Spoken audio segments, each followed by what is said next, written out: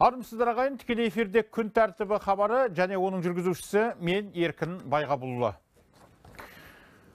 Бүгінгі Ақжолтай жаңалық қазақстандықтардың саны 20 миллионға жетті. Біз бүгінгі еліміздегі осы демографиялық ахуалға байланысты жан-жақты мәселелерді біздің сарапшыларымызбен саралайтын боламыз. Біздің хабарымызға қатысып отырған ең алдымен сарапшыларымызды таныстыра кетейін. Айбол Арғынғазинов, Қазақстан Республикасы Қаржы министрлігі бюджеттік кредитте ұлттық қор және қаржы секторы мәселелері бойынша өзара іс-қимыл департаментінің директоры, сондай-ақ біздің хабарымызға демограф Аяулым Сағынбаева ханым да қатысып отыр. Сонымен бірге біздің хабарымыздың қонағы ұлттық статистика бюросының баспасөз хатшысы Жазира Маратқызы, сонымен қатар біздің хабарымызға әлеуметтанушы және саясаттанушы Мақсат Жақауымызы да қатысып отыр. Сонымен қатар хабарымыздың барысында 20 миллионыншы тұрғынымыз дүниеге келген Ұлытау облысынан осы облыс әкімінің орынбасары Ұлантай Үсенов мырза да қатысып, өзінің пікірін жеткізетін болады. Қадірменді спикерлер, ең алдымен сіздерге хабарымызға қатысуға келісім бергендеріңіз үшін барша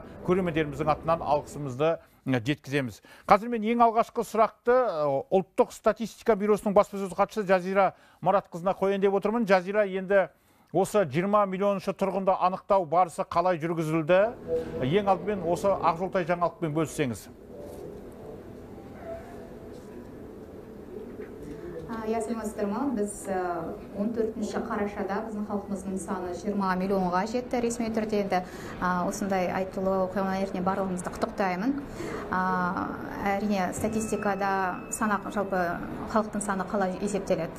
Біз ай сайын дүниеге келгендердің азаматтардың санын, қайтыс болған адамдардың санын, көшіп келген және елімізден көшіп кеткен адамдардың барлығын санын бақылап отырамыз. Дәл осы 20 миллион мерейлі санға жақындаған кезде бұл осы сан деректі біз күнделікті есептей бастадық. Және сол бір күн қалған кезде біз 13 қарашада осы 20 миллионға дейін 277 адамның жетіспейтінін бақыладық, көрдік. Және ертеңде 14 күні біз сол күнгі барлық дүниеге келген балалардың және қайтыс болғандардың сандардың ақпараттық базалардан жинап, сонымен қатар миграциялық база арқылы, яғни көшіп кеткен және көшіп келген адамдардың барлығын елеп ескеріп, осы санға біз 20 миллионшы санға таңғы 8-ден 10 минут кеткенде 14 қарашада жеткенімізді көрдік. Мерейлі 5 балапан біздің 5 өңірімізде дүниеге келді. Ол Ұлытау облысы, Жетісу облысы, Түркістан, Ақмола және Атырау облыстары. Жақсы. Енді қай өңірлерде халық санының өсуі байқалады? Бұндай мәлімет бар ма? Әрине, қазіргі таңда бізде халықтың жалпы дүниеге келетін балалардың саны бойынша Түркістан облысы, Маңғыстау облысы, Шымкент қаласы, Астана қаласы көш бастап тұр. Бұл жерде туу коэффициенті өте жоғары, және керісінше солтүстік өңірлерде туу коэффициенті кішкене төменірек болып келеді. Жақсы. Енді елімізге көшіп келген және кеткендердің үлесі қанша? Жалпы біз осы 30 жылдық тарихтағы, тәуелсіздігіміз тарихымыздағы миграцияны қараған кезде, әрине біздің тәуелсіздік алған екен үдере көшкен жайттар да болды. 94 жылы мысалы 480 мыңнан астам адам көшіп кетті сыртқа. Одан кейін бұл үрдіс жалпы 2002 жылға дейін жалғасты. Одан кейін ғана біздің халқымыздың саны тұрақты түрде өсе бастады. Дегенмен миграцияны ескерсек, 2012 жылдан бастап бізде теріс сальдо байқалды 10 жыл бойы, және биылдан бастап қана біз оң сальдан байқап отырмыз, яғни көшіп кеткендерден гөрі көшіп келгендердің саны басым болып отыр. Бұл 9 айдың ішінде олардың саны 6 мың болды. Жақсы. Енді тағы да бір дерек айта кетсеңіз, нақтылап, мысалға ауыл қала халқының саны қанша, осы адамдардың ішінде қала халқының саны қанша? Жалпы 20 миллион халқымыздың ішіндегі. Халық санағының 2021 жылы бізде халық санағы өтті. Жалпы сол кездегі мәліметтер бойынша біздің еліміздің 62% халықтың үлесі қала тұрғындары, қалған 38% ауыл тұрғындары. Бұл жерде бізде 12 жылды салыстырғандағы, яғни 2009 жылғы санақпен салыстырғанда халық саны, ауылдардағы халық саны азайып, керісінше урбанизация процесі өте қатты жүрді, және сәйкесінше бізде қазір қалаларда тұратын халықтың саны көбірек. Жақсы. Рахмет сізге. Онда біз қазір келесі біздің хабарымызға қатысып отырған қонағымыз Мақсат Жақау мырзаға да сұрағымызды қойсақ, енді осы 20 миллионыншы тұрғынға жетіп жатқанымызды қазір Ақжолтай жаңалық ретінде жариялап отырмыз. Сізде әлеуметтанушы ретінде, саясаттанушы ретінде осы оқиғаға байланысты өз пікіріңізді жеткізсеңіз. Әрине, бұл жерде біріншіден мемлекеттік тұрақты әлеуметтік саясаттың арқасында деп түсінуіміз керек. Себебі бірден бір елдің демографиялық санының өсімі бұл ең алдымен мемлекеттің жасап жатқан саясатына байланысты.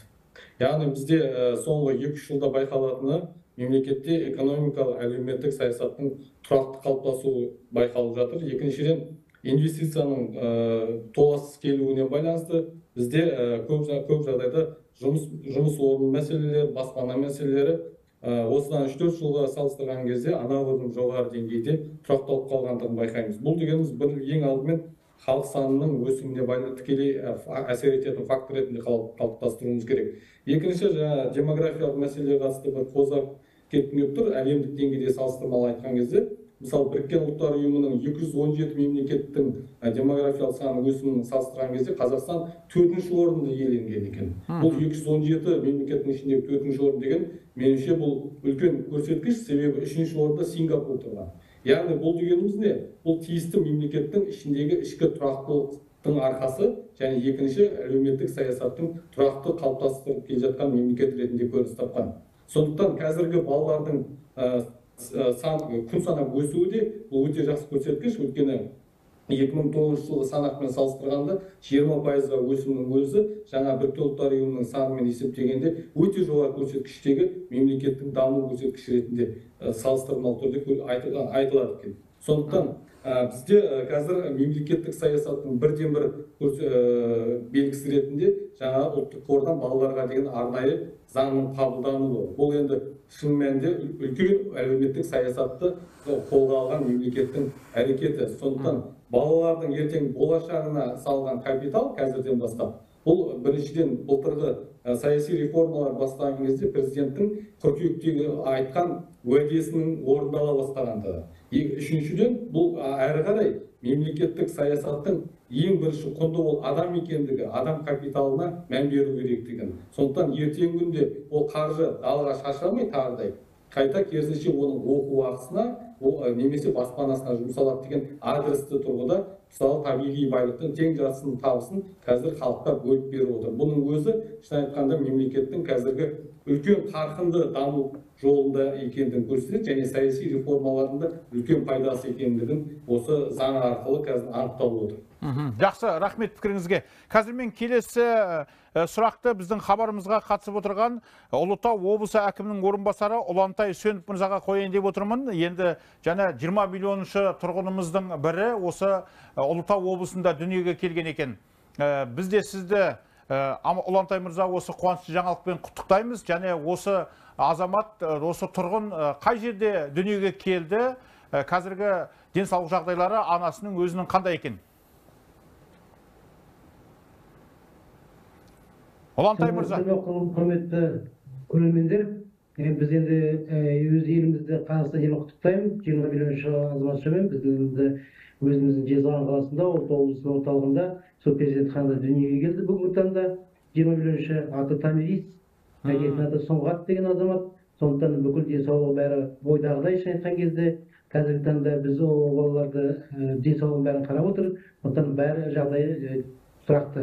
Сондықтан азаматшамыз біздің өмірге келіп, бізді өзіміз қуантып отыр 20 миллионыншы. Бұл енді бізге облысымызға өте үлкен қуаныш, өйткені біз облысымыз білесіздер, жаңадан ашылған облыс, сол 20 миллионыншы тұрғын бізге енді халқымыздың санын көбейтіп, соны алдағы болашақта облысымызды дүрлей беретіндей ойға келіп тұрмыз. Сондықтан сондай жағдай бүгінгі таңда, сондықтан бәрі ойдағыдай бізде. Жақсы, Ұлантай мырза, жалпы енді осы бұрынғы Жезқазған облысы, қазіргі Ұлытау облысында бүгінгі халық санының өсімі қандай деңгейде? Жалпы енді бір салыстырмалы деректер болса бөлісіңізге болады.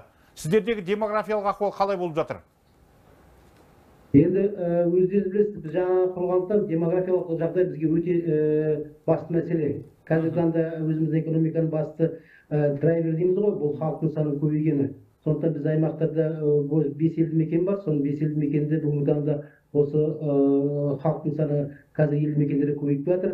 Құрылыс қарқынды жүргізіліп жатыр. Сондықтан осы бүгінгі қуаныш та соның бір себепкері деп отырмыз. Сондықтан алдағы уақытта бізге үмітпен қарап отырмыз. Сондықтан облысымыздың шайқа ашылған халықтың саны шайқан кезде тежелеп қалған біздің жезқазған маңайдағы елді мекендерде.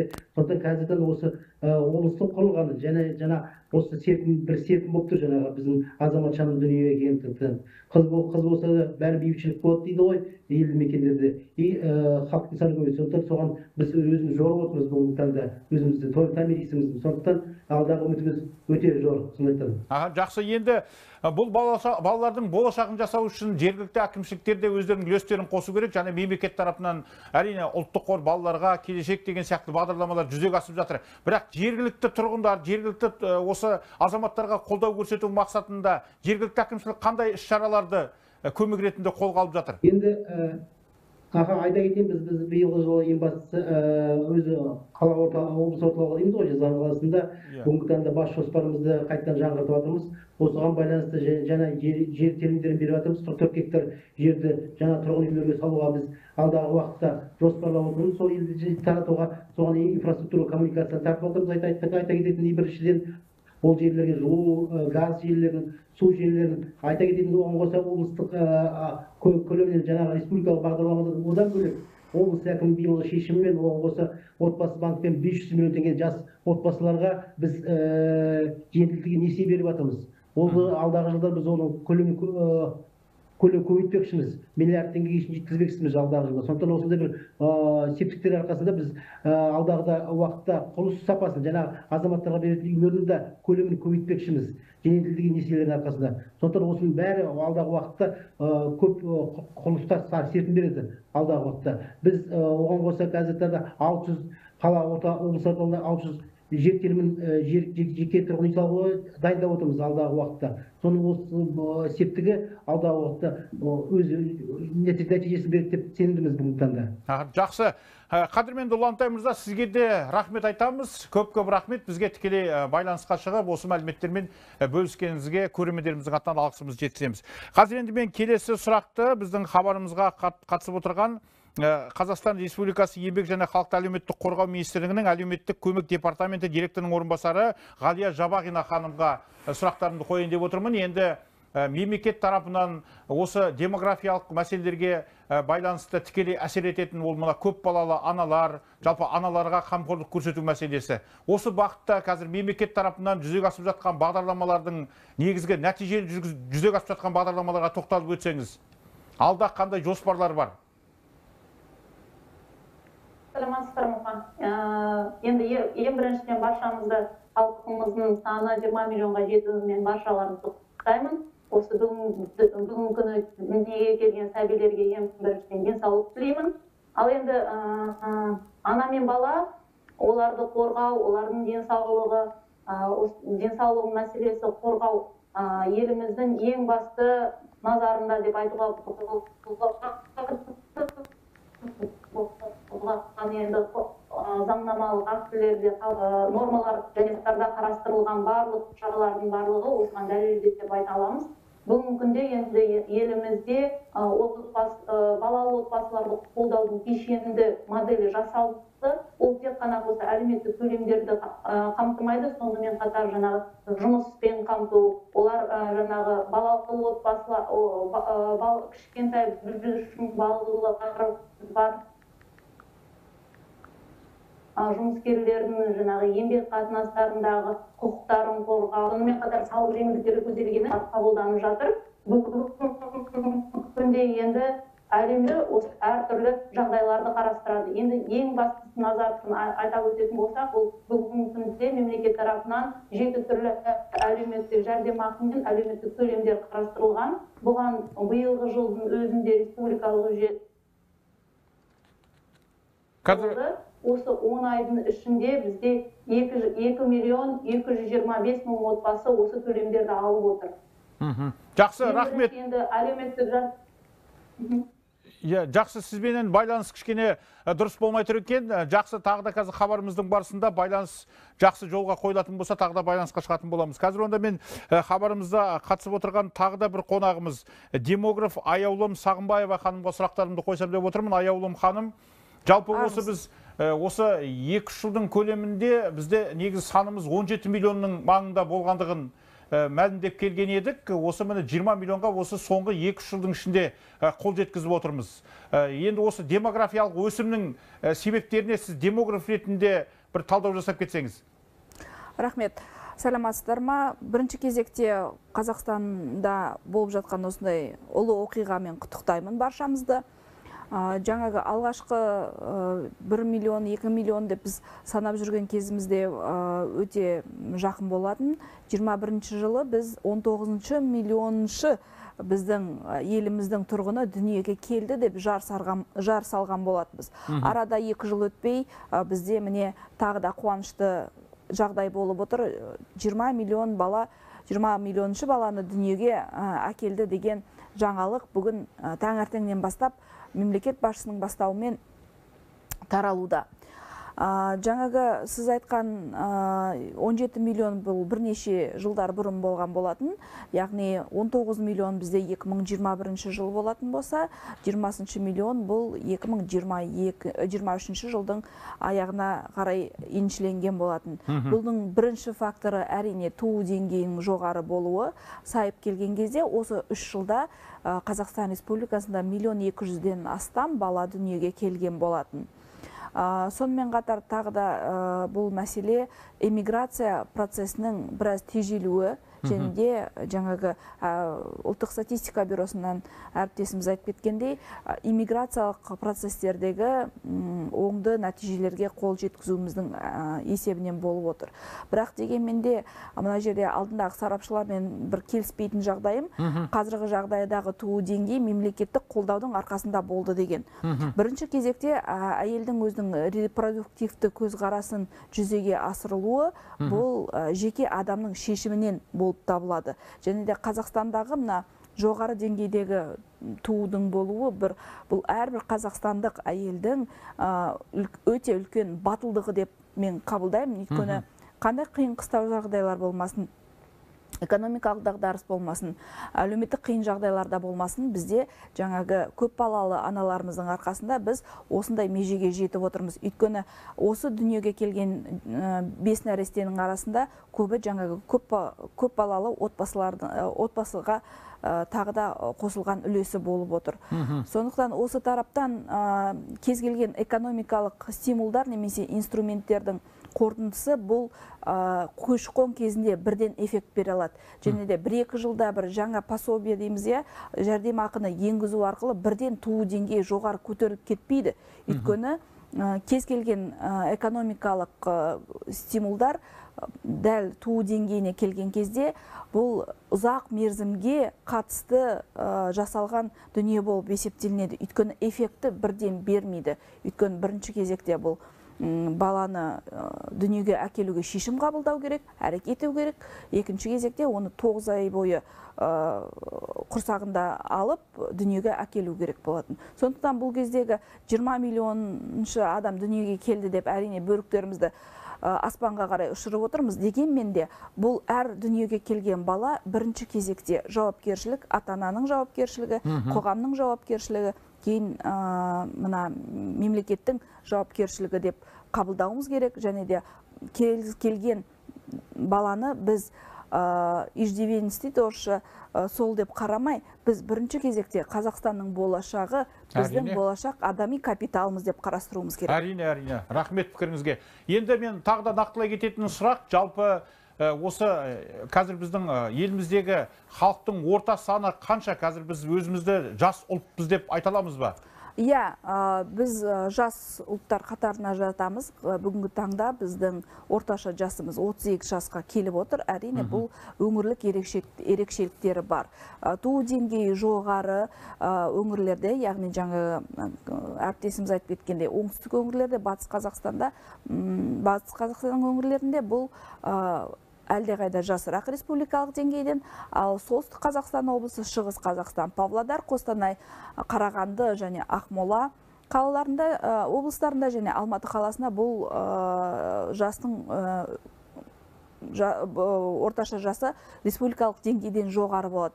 Бұл жаңағы бұл жерлердегі халықтың жас жыныстық құрамына, яғни егде жастағы адамдардың көп болуына және туу деңгейінің төмен болуына байланысты. Жақсы.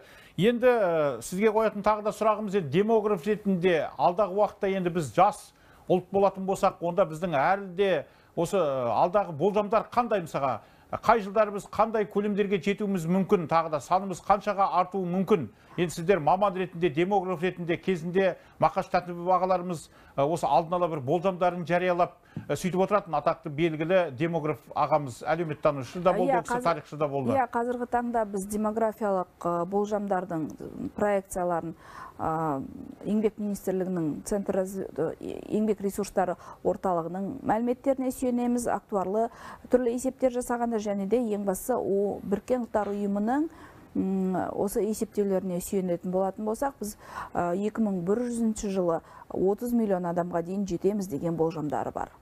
100 жылы? 100 жылы. Осы Қазақстан халқы, е? Қазақстан халқы Біріккен Ұлттар ұйымының мәлімдеуінше 30 миллион адамға жетпек. Жақсы. Енді жалпы осы демографиялық мәселелерді әрі қарай қалыпты деңгейде дамытып отыру үшін мемлекет тағы да қандай мәселелерге назар аудару керек?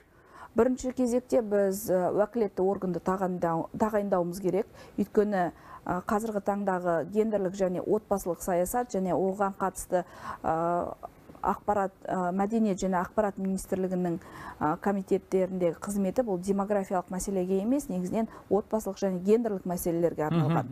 Ал демографиялық мәселелерді... Осы соңғы жылдар осы демографиялық мәселелерге назар аудармай кеткен сияқтымыз.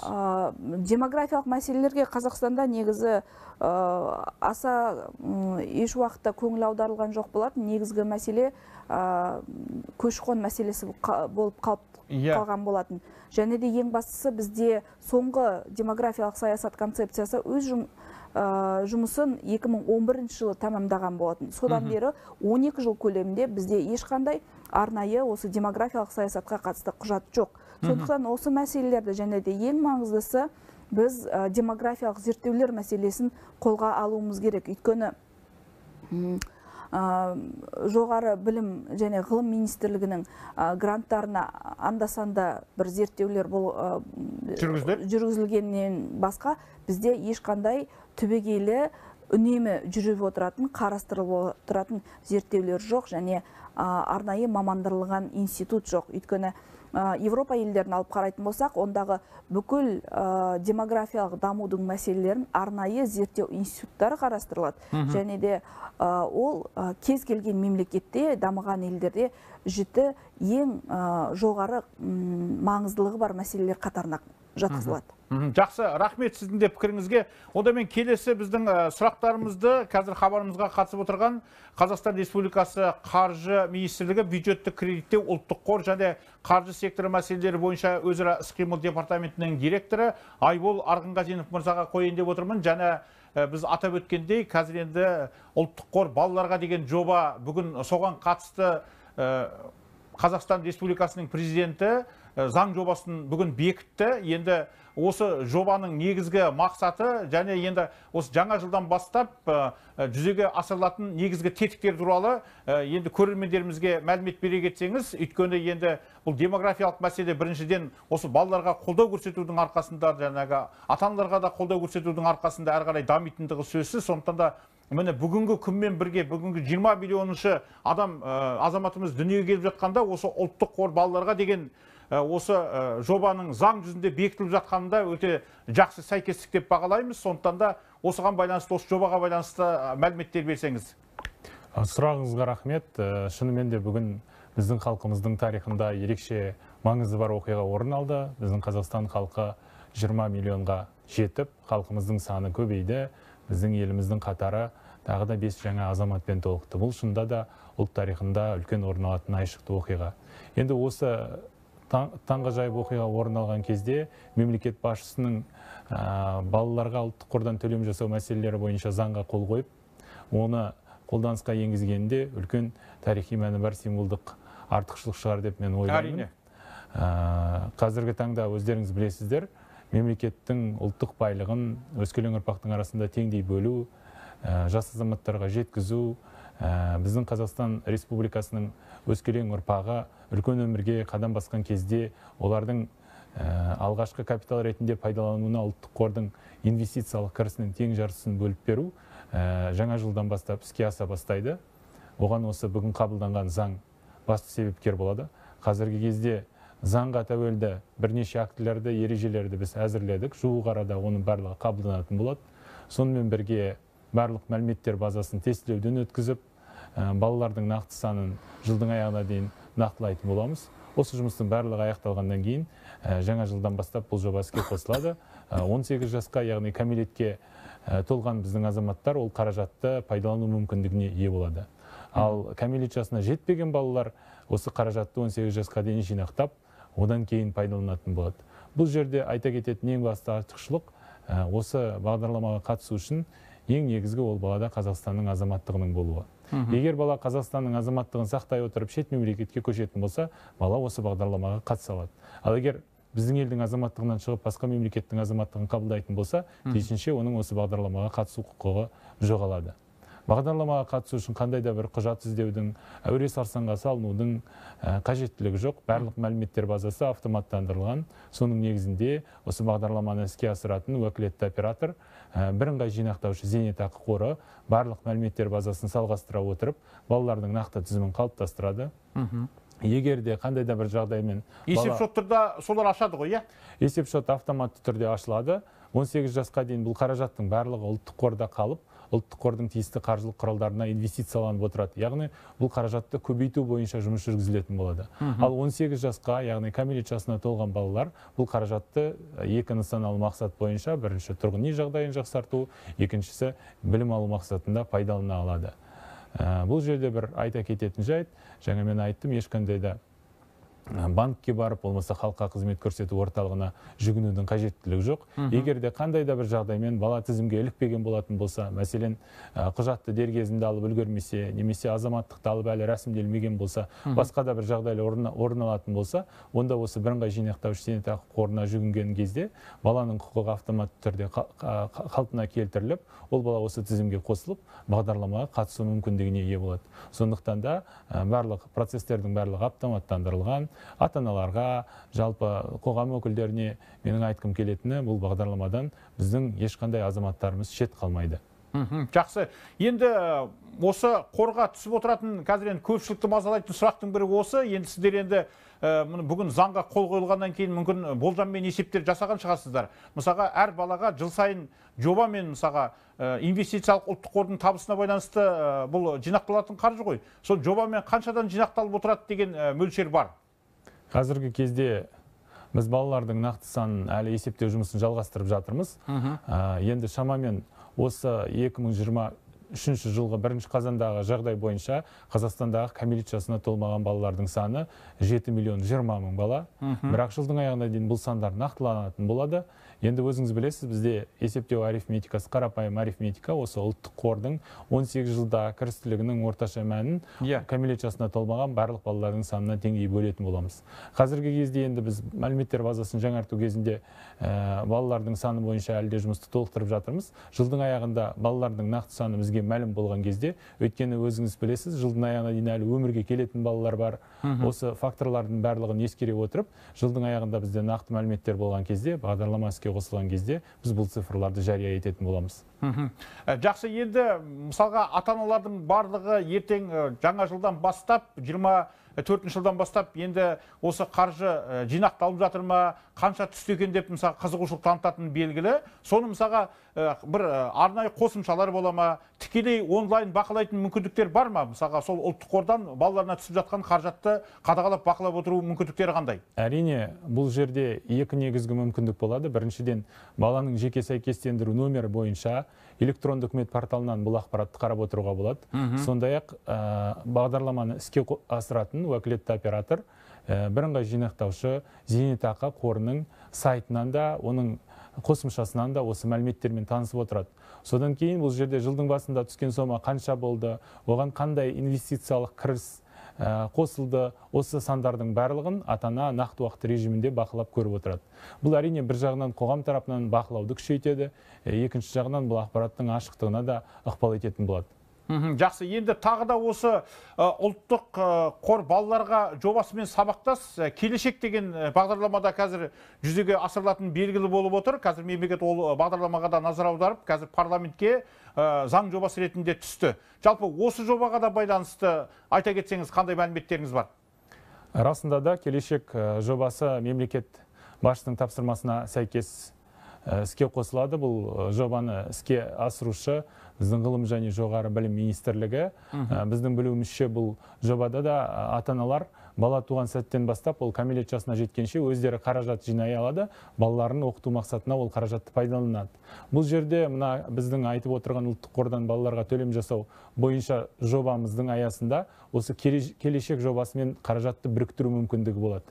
Яғни ата-аналар өз бетінше баласының келешегіне арнап қаражат жинаған күні, оған осы ұлттық қордың қаражаты қосылып еселенсе, ол нұр үстіне нұр болады деп ойлаймын мен.